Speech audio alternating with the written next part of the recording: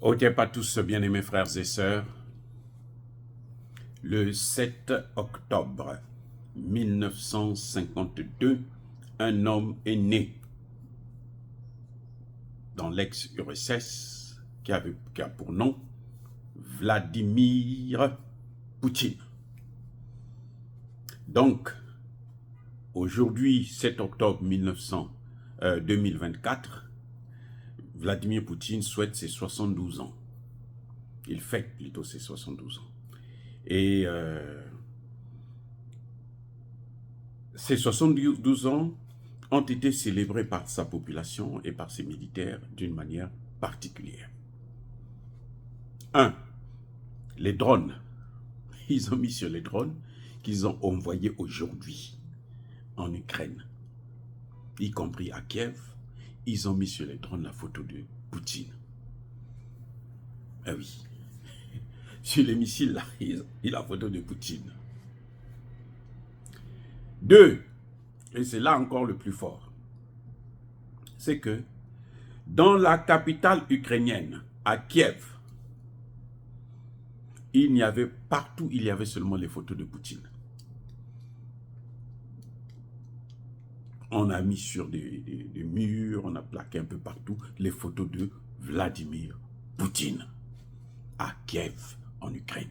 Au lieu de mettre les photos de Zelensky, on a mis les photos de Poutine. Ça dit que Poutine, cette année, a célébré le meilleur anniversaire de sa vie. Et un anniversaire que tout le monde qui a la tête sur l'épaule aurait souhaité avoir. Il est en guerre contre l'Ukraine et ce sont ces photos qu'on trouve dans la capitale ukrainienne, là où Zelensky règne. Les amis, comment pouvez-vous expliquer ça? Il y a deux hypothèses. Soit les Ukrainiens ne sont pas du tout contents de leur président, Zelensky, ils n'en veulent plus. Soit, Poutine doit avoir des informateurs, des espions, des services secrets qui sont, mais alors, bien implantés dans la société ukrainienne. Au point où ils peuvent se permettre de faire tout et rien du tout. De faire tout ce qu'ils veulent.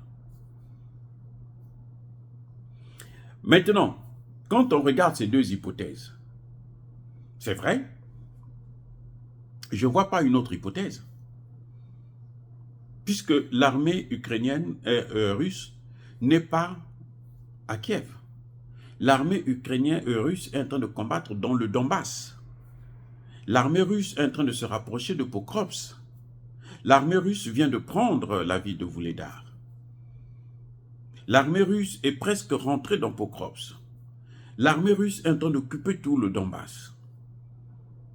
L'armée russe est loin de la ville de Kiev, là où Zelensky est censé régner. Mais quand même, ce sont les photos de Poutine qu'on a mis dans des milieux, dans des endroits publics. Il y a un problème. Quel message sort de cette situation? Qu'est-ce qui sort de cette situation? Quel est le message géopolitique, géostratégique qu'il y a derrière ça? C'est très important de comprendre ces choses.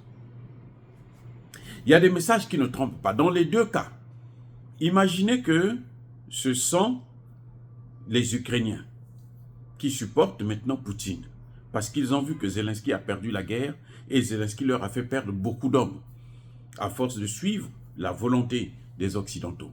Ils ont compris que l'OTAN a manipulé Zelensky et a sacrifié l'Ukraine. Puisque cette même OTAN ne veut pas donner à l'Ukraine des missiles longue portée pour tirer en profondeur dans la Russie. L'OTAN a trahi. L'OTAN a abandonné l'Ukraine en plein vol. L'Ukraine aujourd'hui est seule Zelensky a beau crier.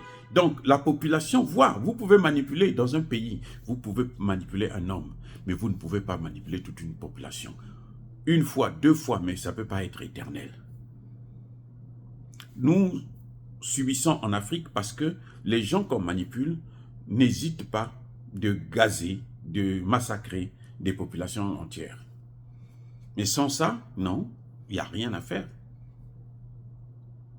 Donc, voyez-vous, les amis, si ce sont les Ukrainiens qui l'ont fait, ça montre que les Ukrainiens ont compris ce qui est en train de se passer entre Zelensky et l'OTAN. Parce que cette guerre que Zelensky est en train de mener, c'est la guerre de l'OTAN. Ce n'est pas la guerre de Zelensky.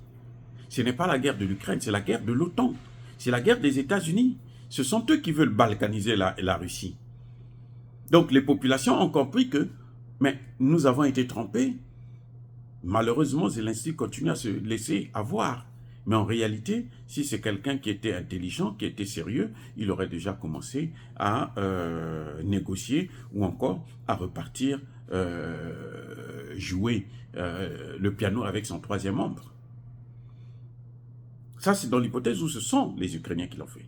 Mais dans l'hypothèse où ce sont les services de renseignement, les espions russes, les infiltrés russes qui le font, mais ça veut dire que l'Ukraine, c'est un passoire. Oui. On comprend pourquoi. Quand l'OTAN envoie des armes, on les détruit facilement parce qu'ils savent là où ça se trouve. Vous croyez que comment la Russie peut savoir? Et c'est pour ça que la Russie ne tire pas sur les populations civiles comme fait l'Ukraine, comme font les autres, l'OTAN et autres.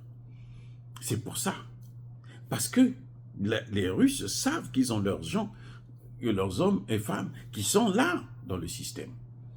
Je suivais la dernière fois une émission sur LCI où on parlait justement des Ukrainiens qui travaillent pour la Russie.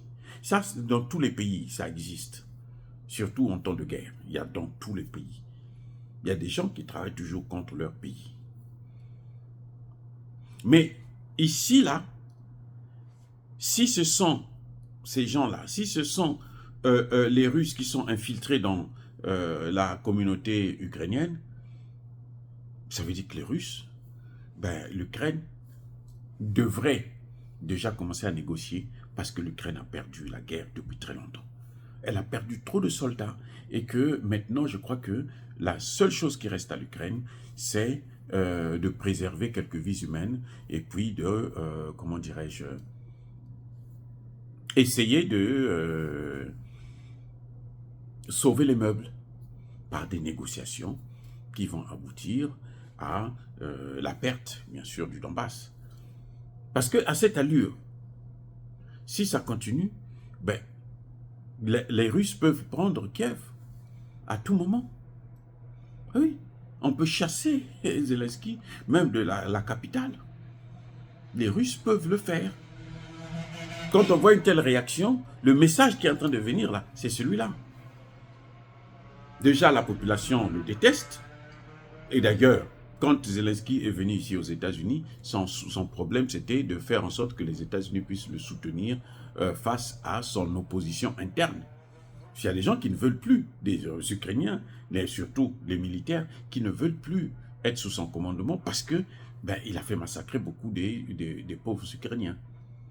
Voilà ce qui est en train de se passer. Oh, bien-aimés frères et sœurs, dire cela, c'est inciter à la haine ou à la violence. Non, Yaba colère, Yamalem. Encore une fois de plus, soyez bénis, abondamment bénis par le Dieu de Kémit et par nos ancêtres angélisés. Mais que tous ceux qui persécutent le continent africain, le pillent et le déstabilisent, qu'ils soient noirs, blancs, chinois, arabes, juifs, indiens, qui qu'ils soient punis, maudits, foudroyés, neutralisés, écrasés, effacés par le Dieu de Kémit et par nos ancêtres angélisés.